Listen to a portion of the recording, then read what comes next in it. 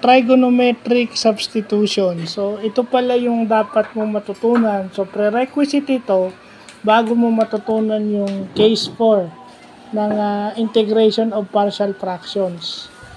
So, actually, pag case 4 na to ginagamit. Kasi pag case 3, pwede pa eh.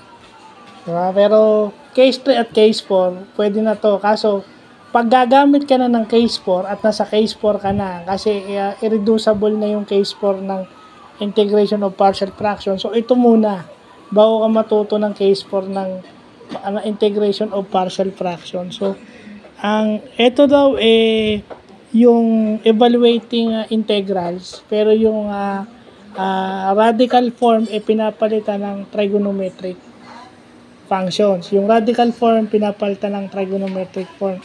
So, kailangan familiar ka sa antiderivative at derivative ng bawat ng derivative at saka antiderivative ng trigonometric functions. Ayan.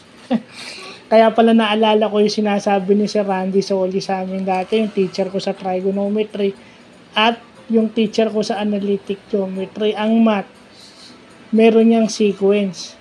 So, ngayon ko lang nakikita yung relation ng trigonometry at calculus dito, dahil dito. So, yun muna, yung trigonometric substitution.